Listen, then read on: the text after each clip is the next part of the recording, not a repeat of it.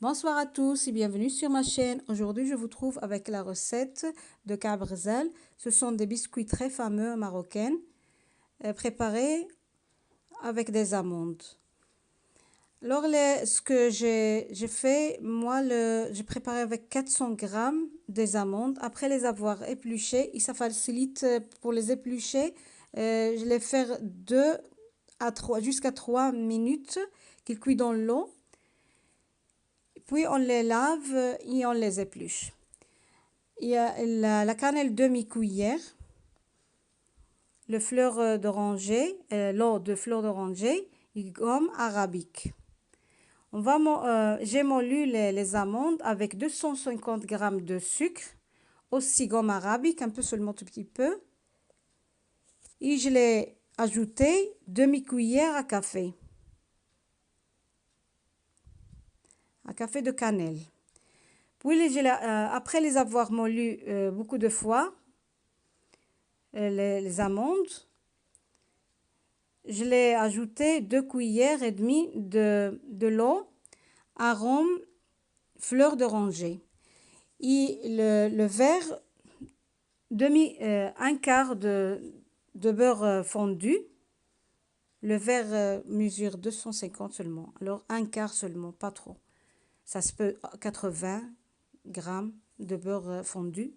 Et une petite et alors pour la pâte, on doit faire 300 grammes de farine. Je l'ai ajouté un tout petit peu de sel, puis un quart ça se peut 80 seulement de beurre, 80 de beurre fondu. Aussi une cuillère à soupe de fleur d'oranger et demi. L'œuf aussi. Et on peut l'ajouter 2 cuillères à soupe de sucre glace, soit aussi 2 cuillères à soupe de miel. Et on mélange tous et on fait pétrir la pâte jusqu'à qu'on obtienne avec de l'eau tiède.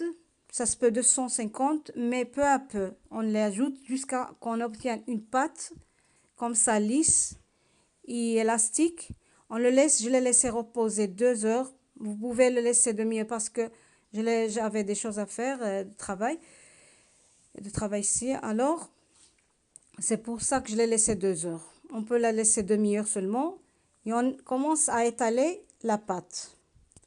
La pâte doit être comme ça, élastique et très fin.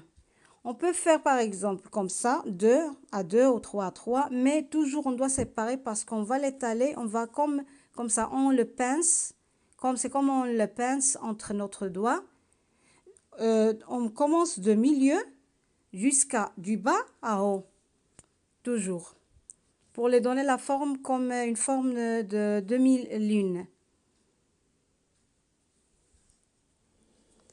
Et quand on a déjà la demi-lune formée, on doit la couper.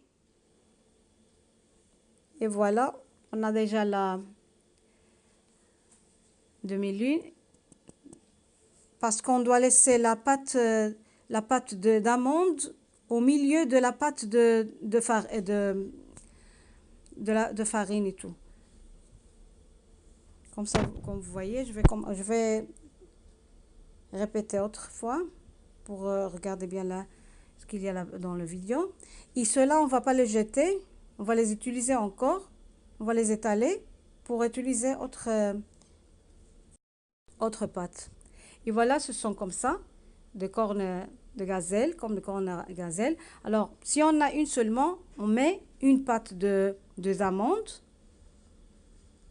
et on la couvre avec la pâte de farine. Et on l'étale comme ça.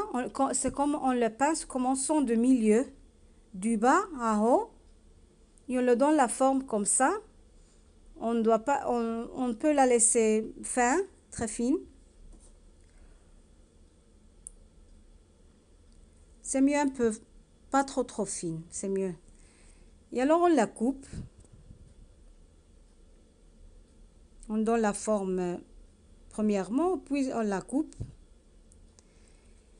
Moi, je l'ai mis un peu seulement de sel. Pardon, un peu de l'huile. Je l'ai mis tous un peu de l'huile. et je l'ai laissé reposer toute une nuit. On le met un peu de, une aiguille stérilisée.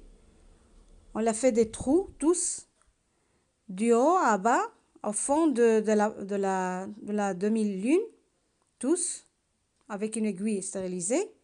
Et on les laisse reposer toute une nuit. Le matin aussi, on fait le même. On la stérilise aussi l'aiguille. Aussi, on les mis des trous comme ça. Pourquoi tout ça? Pour qu'il ne gonfle pas au four. C'est ça.